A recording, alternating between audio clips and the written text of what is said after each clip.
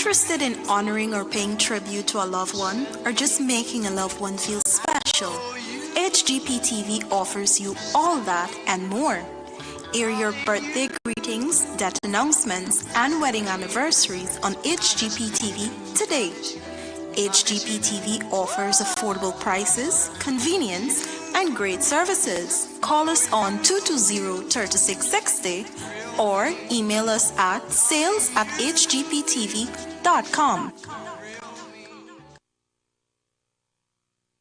Step right into the vibrant heart of Guyana with HGP TV's freshest series, Inside Culture. Dive deep into the pulsating core of our spirited nation as we unravel the captivating stories embedded in our arts, music, sports, and beyond. A journey to nurture your soul and celebrate our rich heritage. Join us on HGP TV, where Inside Culture brings you closer to the heart and soul of Guyana, airing Wednesdays at 7:30 p.m. and rebroadcasting on Sundays.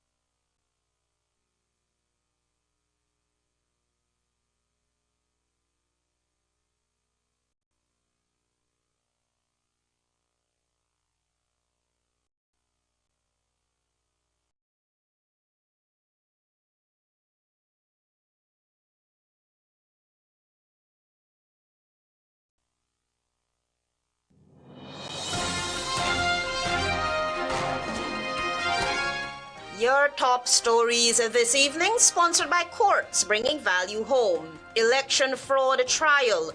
Chief Magistrate to rule on whether matter will proceed summarily or indictable. Government supporting GECOM despite glaring incompetence. Resign, go home. Hughes to GECOM chair. GPF refutes claims of transferring immigration officer after complying with court order in Brutus case. And the third Human Rights Anti-Corruption Expo 2024 launched. HGP Nightly News begins now.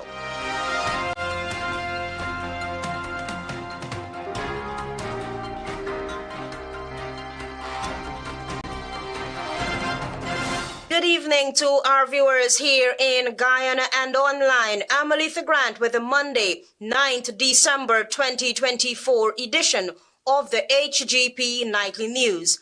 In the news tonight, on December 30, Chief Magistrate Faith Magusti is expected to rule on whether the highly anticipated fraud trial will proceed summarily or indictable. Find out more from Tiana Cole. On Monday, the highly anticipated trial over alleged electoral irregularities in the 2020 general elections was once again called before Chief Magistrate Faith Magusti in the Georgetown Magistrates Court. The case was transferred to Chief Magistrate Magusti in November after the previous magistrate Leron Daly fell ill. During the hearing, both the prosecution and defense presented submissions on whether the case should be heard summarily or indictably.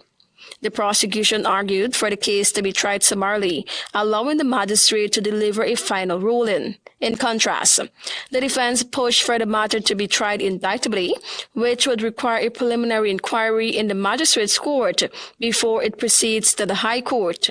Lead prosecutor Darshan Ramdani King's counsel stated outside the courtroom that the prosecution is prepared to proceed regardless of the magistrate's decision. The question is whether this magistrate has to restart the matter entirely and whether this magistrate has to redetermine whether the matter should be tried summarily or indictably.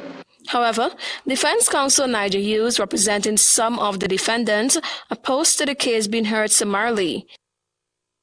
Yes. We clearly oppose it. I think legally the law is not in his favor. But, whatever the court rules, we abide by the ruling and we move forward. Chief Magistrate Magusti, after hearing arguments from both sides, announced that the ruling would be delivered on December 30, 2024. Defense attorney Nigel Hughes had argued that the trial must restart from the point when the 9 accused first appeared in court. This would invalidate earlier decisions by Magistrate Daly and 2 other magistrates who had ruled that the 31 charges would be heard summarily under the Administration of Justice Act. Hughes contended that any prior rulings are not binding on Magusti's court due to the change in magistrate. However, Prosecutor Ramdani suggested that the trial could resume from the testimonies of 2 witnesses who had earlier provided evidence during earlier hearings. The charges stem from an investigation into the March 2020 general and regional elections and subsequent events. Multiple criminal charges were filed against former GECOM officials and others for their alleged involvement in attempting to rig the elections. Tianako reporting for the HGP Nightly News.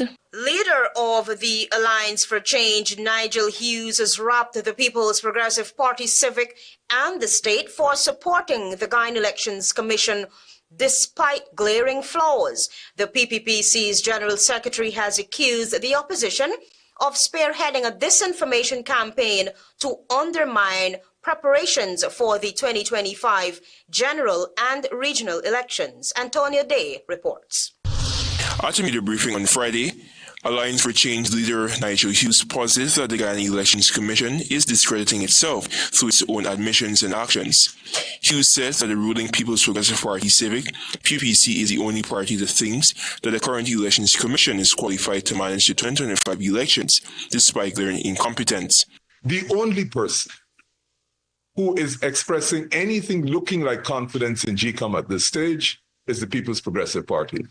The attorney related that a new and united Guyana has clearly expressed its disappointment alongside the People's National Congress and other civil society members. We last week, upon this admission of error by GECOM, have said that it is not possible, it is not tenable for Ms. Singh to remain in that position. According to Mr. Hughes, retired Justice Claude Singh, the chairman of GECOM, has recently stated that she will step down whenever she wants, which indicates that she's out of touch with sentiments from Guyanese regarding the organization she leads.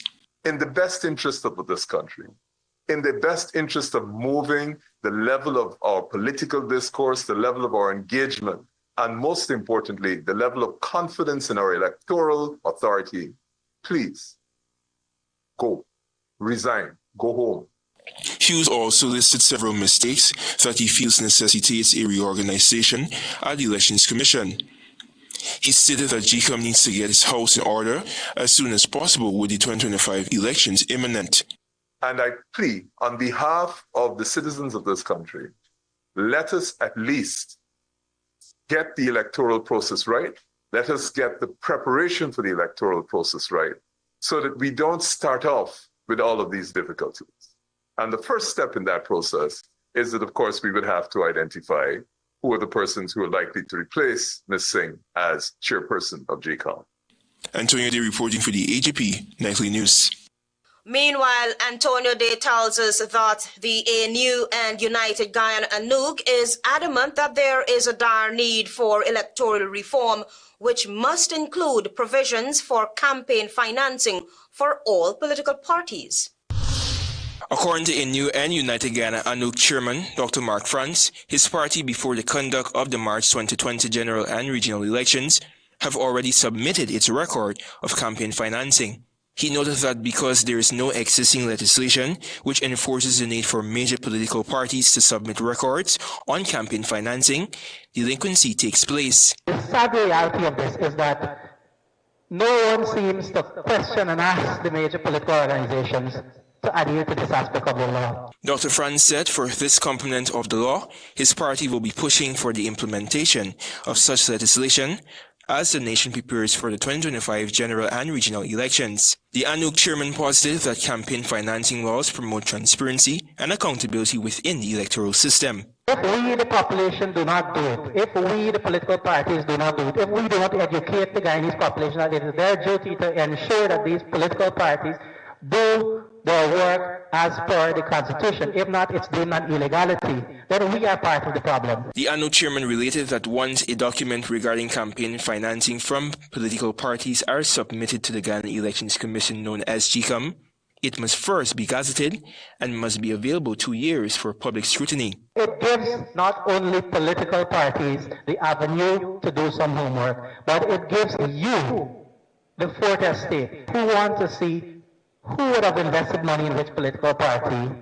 Franz, however, is adamant that the current list of electors must be cleansed, as well as the introduction of enhanced voting mechanisms. The changes such as the use of biometrics, additional biometrics that is, by the way, these are things that have been studied in GECOM since 2019-2020. Since then, proposals have been made. Clearly, we have not acted on them. Antonio Day reporting for the HGP Nightly News. Join us after this break for more news.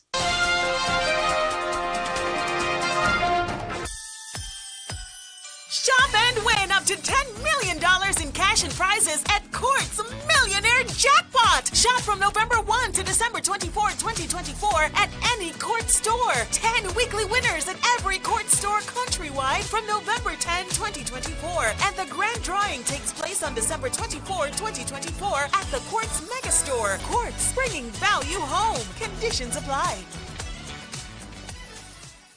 Welcome to SNL Electrical Inc., where lighting and electrical needs are met with expertise and style. From the latest in electrical lamps to durable cables, circuit breakers, panels, we have it all.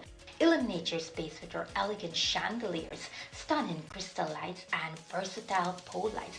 Looking to upgrade your comfort? Explore top-of-the-line AC units and our diverse selections of stylish styles. Visit us at 170-180 Thomas Street, Kitty, Georgetown. Discover a solution that not only lights up your world but transforms it.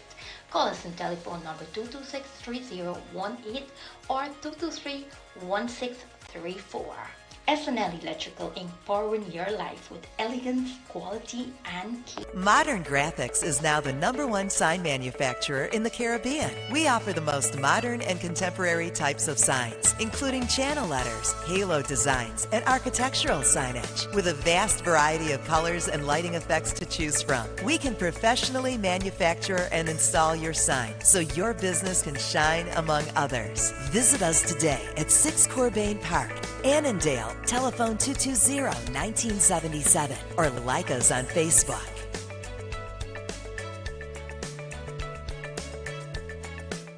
It's the most wonderful time of the year, and we've got the most wonderful deals. Get the perfect gift from Digicel. Grab the Samsung A05 for just $17,900, the A25 for $37,900, or treat yourself to the S24 Ultra for only $205,000. And that's not all. Every phone comes with a free 30-day data plan. Don't wait. These holiday savings won't last forever. Visit your nearest Digicel store today. Digicel, the network for everyone, everywhere.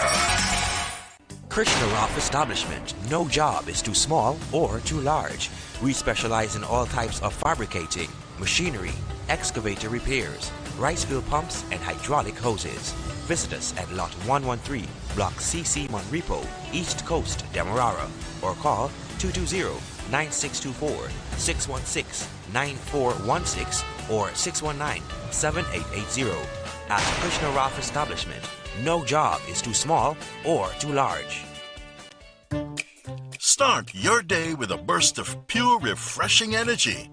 Langer's juice, packed with 100% real fruit, no added sugars, and all natural ingredients. Our juice is nature's perfect refreshment. So whether you're fueling up for the day or sharing a moment with loved ones, our juice delivers the taste and nutrients your body craves. Langer's Juice, distributed by Prime Imports Guyana, 1819 Lombard Street, Charlestown. Telephone 231-3117. Thanks for staying with us. You're watching the HGP Nightly News. The Guyana Police Force is refuting claims that an immigration officer was transferred after allowing the wife of embattled Assistant Police Commissioner Calvin Brutus to leave the jurisdiction following a court order. More details from Daisy Richards. The Guyana Police Force in a statement on Monday refuted claims that immigration officer in charge of the Chedijagan International Airport, Fiona Harris, was transferred after complying with a court order that allowed Adonico Alder, the pregnant wife of embattled Assistant Police Commissioner Calvin Brutus, to leave the country. The force said a discussion occurred between the Deputy Chief Immigration Officer, Stephen Telford, and Harris to comply with the said court order. The statement said Officer Harris did not act outside her authority or against the established protocols. The police force confirmed that the immigration officer was not transferred and the Deputy Chief Immigration Officer did not issue any transfer orders, and there were no directives from the executive leadership team of the Guyana Police Force. They claimed there were also no threats of demotion, transfer, or criminal charges to any officer in relation to the current matter, and remains committed to upholding the rule of law and ensuring members are treated fairly. Meanwhile, HGP Nightly News reported last week that Harris had been transferred with immediate effect after she complied with the court order. It was reported that the top brass of the Guyana Police Force is, quote, aggrieved by Brutus's wife's clearance to travel for a medical emergency, unquote. HGP Nightly News also reported that several other officers have been threatened with demotion, transferring criminal charges, while other officers have already been summoned by the Police Office of Professional Responsibility. On Thursday last, Chief Magistrate Faith McGusty granted an application by prominent attorney-at-law U.C. Anderson for Ms. Alder to leave Guyana for medical emergency purposes. For HGP Nightly News, I am Daisy Richards. The Ministry of Human Services and Social Security held its final public consultation on the Protection from Harassment Bill at the Otachang Conference Center on Friday. Critical information was gathered from key stakeholders before the legislation is presented to the National Assembly. More details from Carice Gonzalez. On Friday, the Ministry of Human Services and Social Security concluded its final public consultation on the Protection from Harassment Bill at the Otachang Conference Center. During the consultation, Dr. Venya Prasad, Minister of Human Services and Social Security, emphasized that the proposed bill aims to hold individuals accountable for harassment. Your presence here is important. Your voices here will be equally important. And we are here to listen to what you have to say. We are here to take on board the recommendations that you have, to consider them carefully before we get to the final legislation. The draft Protection from Harassment Bill has been carefully reviewed, taking into account similar laws from nations like Trinidad and Tobago, Jamaica, and South Africa. Minister Prasad highlighted the importance of receiving feedback from diverse stakeholders, ensuring the bill undergoes careful scrutiny and constructive input before it's submitted to the National Assembly, rather than rushing through the process.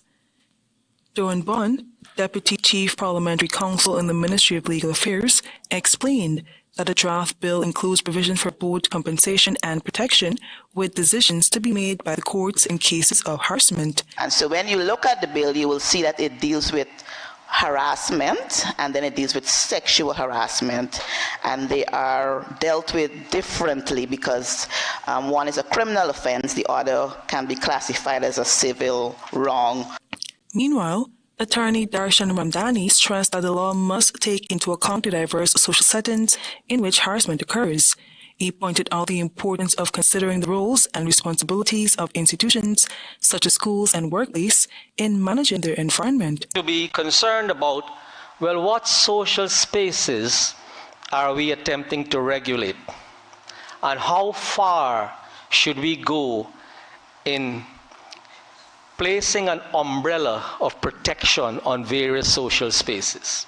However, the draft Protection from Harassment Bill 2024 severe penalties are proposed for stalking and threatening behaviors, with offenders facing up to $1 million in fines and imprisonment for up to 6 months. These measures are designed to act as a deterrent against such actions and to ensure victims could take legal recourse. The bill was out for public consultation for more than 1 year. I am Carice Gonzalez reporting for the HGP Nightly News. The Ministry of Parliamentary Affairs and Governance officially opened its third Human Rights Anti-Corruption Expo 2024 on Monday with the aim to raise awareness about the interconnection of corruption and human rights. Carice Gonzalez filed that story.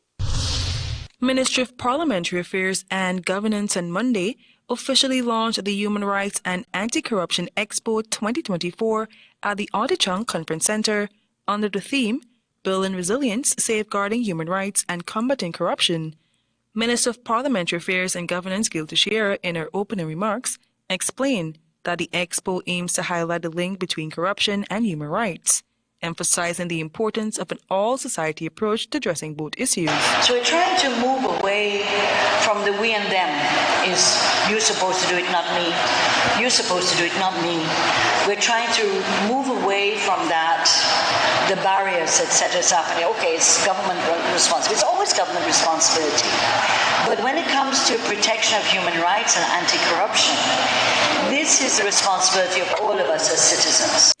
Meanwhile, Prime Minister Brigadier Mark Phillips, who also attended the expo, stressed that supporting institutions that protect human rights and fight corruption is essential.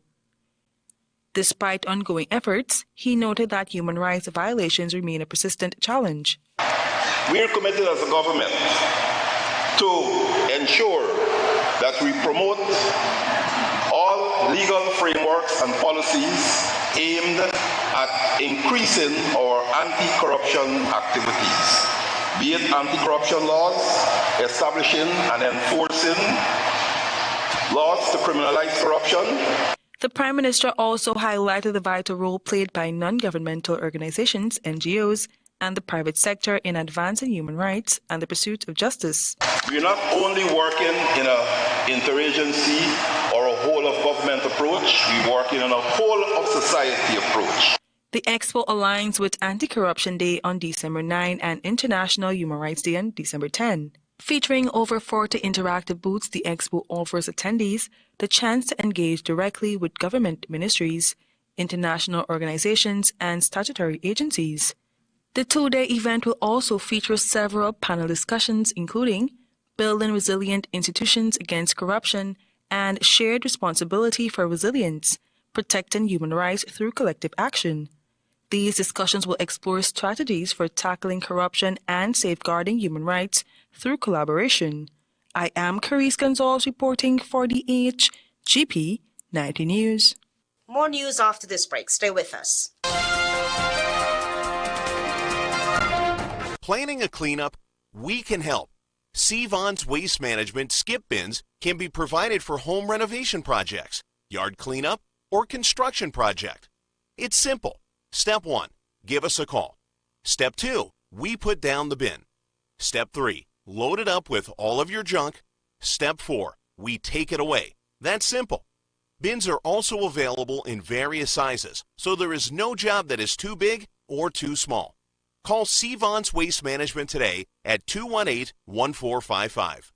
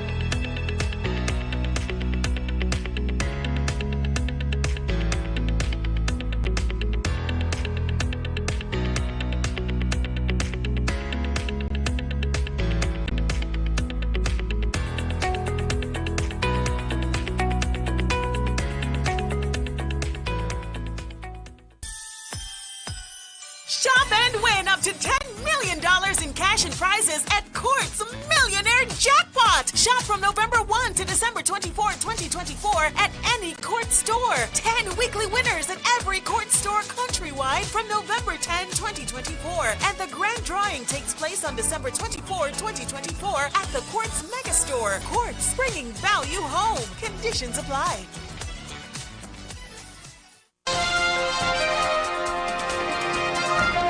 Thanks for staying with us. You're watching the HGP Nightly News. The Working People's Alliance on Monday challenged the major political parties to show maturity and begin dialogue after what appears to be acrimony developing ahead of the upcoming regional and general elections. Daisy Richards has that story. On Monday, the Working People's Alliance WPA, during its weekly press conference, called on President Irfan Ali and Leader of the Opposition Aubrey Norton to show maturity and begin dialogue to find a political solution regarding the upcoming general and regional elections. Leader of the WPA, Dr. David Hines, said this is an imperative move given the bitterness and anger surrounding the upcoming elections. Such a solution must include a shared agreement on the rules, the architecture, and a code of conduct for the elections. This is an imperative given what is at stake. He highlighted that Guyana cannot withstand another election that is surrounded by controversy because the major political parties disagree on rules, saying that another election like the 2020 election is a danger to the country's economy. Economic development in a petrol state which is mired in political instability is a non-starter. We have already seen the early signs of how a drift in the direction of autocratic rule is being hastened by our newfound wealth. Dr. Hines added that there are major factors that contribute to this problem. We have an election body which has succumbed to one-party management. We have a civil society which has allowed itself to be cowed by government's bullying. Explaining that as such a solution should help remove anxiety and restore confidence in the electoral process, adding that given the opposed positions, the WPA suggests a combination of local, regional, and international mediation. For HGP Nightly News, I am Daisy Richards. On Monday, Guyana submitted its final written brief to the International Court of Justice as the court continues to deliberate on the border case filed by Guyana against Venezuela. Tiana Cole reports. Guyana officially submitted its final written brief on the merits of its border case against Venezuela to the International Court of Justice, ICJ, in The Hague. The document, titled Guyana's Reply to Venezuela's Counter Memorial, was personally delivered by His Excellency Seth Narain Singh, Guyana's ambassador in Brussels, to the court registrar. Guyana began the case in March 2018 following the determination by United Nations Secretary-General Antonio Guterres that he had chosen the International Court of Justice as the means to be used for the solution of the controversy between the two countries. At the core of the case, Guyana seeks the ICJ's confirmation that the 1899 arbitral award, which determined the international boundary with Venezuela, is legally valid and remains binding under international law. Although Venezuela accepted the award and acknowledged the boundary for over 60 years, it reversed its position just before Guyana's independence, claiming more than two-thirds of Guyana's territory in the Essequibo region. Venezuela previously attempted to have the case dismissed by raising two jurisdictional objections in 2019 and 2022. However, the ICJ overwhelmingly rejected both objections. In December 2023, responding to Guyana's concerns over Venezuela's threat to annex its territory, the ICJ issued an order instructing both nations to refrain from any actions that could disrupt Guyana's administration of the contested territory while the case remains ongoing. During the merits phase, each side is required to submit 2 written briefs. Guyana filed its initial memorial on April 8, 2023. Venezuela submitted its counter memorial 1 year later on April 8, 2024. Guyana's reply filed today responds to the Venezuelan brief. Venezuela will have the opportunity to respond to Guyana's reply with its rejoinder due on the 8th of August 2025. The court will in due course set a date for oral hearings. Guyana welcomes Venezuela's engagement in the merits phase of the case. The government of Guyana is fully confident that it has shown in its reply that Venezuela's challenges to the arbitral award and the international boundary as set forth in its counter memorial are entirely without merit, and that the court will ultimately confirm the validity, finality, and legally binding nature of both the award and the boundary. Tiana reporting for the HGP Nightly News. Stay tuned for regional news.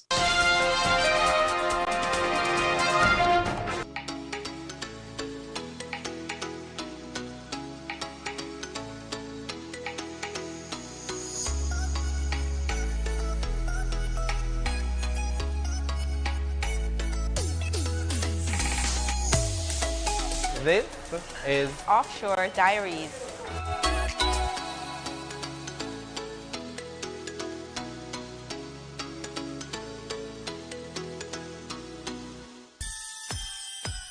Shop and win up to $10 million in cash and prizes at Court's Millionaire Jackpot. Shop from November 1 to December 24, 2024 at any Court store. 10 weekly winners at every Court store countrywide from November 10, 2024. And the grand drawing takes place on December 24, 2024 at the Court's Mega Store. Court's, bringing value home. Conditions apply. This Christmas, Digicel is bringing you the gift of millions. 10 lucky customers will become millionaires for Christmas. Top up $1,000 or more for your chance to win $1 million. Turn your Christmas into a celebration of cash and cheer. 2 new millionaires every week. The countdown to Christmas millions is on. Top up $1,000 or more today for your chance to win. Digicel, the network for everyone, everywhere.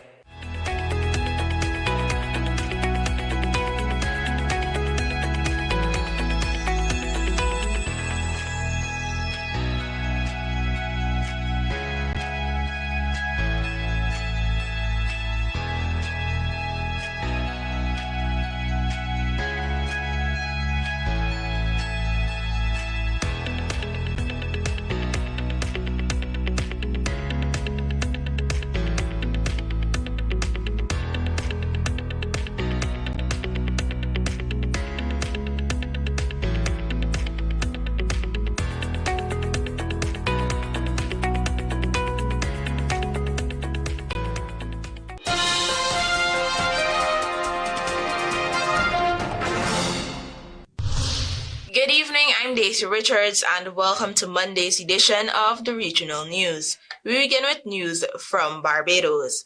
Police in Barbados are conducting investigations surrounding the discovery of skeletal remains at Henley St. John on Thursday. According to a report from the Barbados Police Service, medical experts subsequently visited the scene and confirmed that the skeletal remains are those of 2 adult males. Police also indicated that a post-mortem will be carried out at an appointed time to determine the cause of death. Investigations are continuing. While in Trinidad and Tobago, a San Fernando businessman was gunned down inside his vehicle on Thursday night. Chris Rajbali, owner of a pet store, was attempting to exit the parking lot at V's Casino at Union Hall, San Fernando, when a white Toyota Aqua blocked his pathway. At least 2 men exited from the Aqua and opened fire on Rajbali's Range Rover sports utility vehicle. The incident happened at around 11 p.m. Rajbali died at the scene. It is unclear whether his female passenger was injured. Police said the shooters were carrying high-powered weapons. Rajbali was the owner of Top Dog Pet Shop in San Fernando. In July of this year, Ricky Loach, a professional gambler, was found unresponsive in the driver's seat of his car, which was parked on the compound of a V Members Club near Union Hall, San Fernando. Police officers were told that Loach, 58, of South Oropouche, left the casino around 11 p.m. and entered his vehicle, which was in the car park. A man came out from the back seat of a white Nissan Tida, which was also on the compound, walked up to Loach and shot him several times. The shooter then drove off in the Tida. Finally, the Royal St. Vincent and the Grenadines Police Force is investigating a tragic shooting incident in Marais Village that resulted in the death of 40-year-old Ronald Millington, a self-employed resident of the area. On December 6, 2024, police responded swiftly to reports of a shooting in the village. Upon arriving at the scene, officers found Millington with multiple gunshot wounds to the head. During their investigation, the police say they recovered several spent shell casings and other evidence that will be critical to the ongoing inquiry. Thank you for watching. Do have a productive week. Until next time.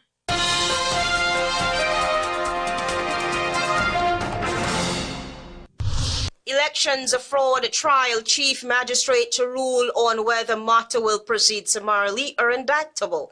Government supporting GECOM despite glaring incompetence. Resign, go home, Hughes to GECOM chair. GPF refutes claims of transferring immigration officer after complying with court order in Brutus case. And the third Human Rights and Anti-Corruption Expo 2024 launched. Those are our major headlines for these stories and more. Please go to our website. It's www.hgptv.com. I'm Aletha Grant. Thanks for watching.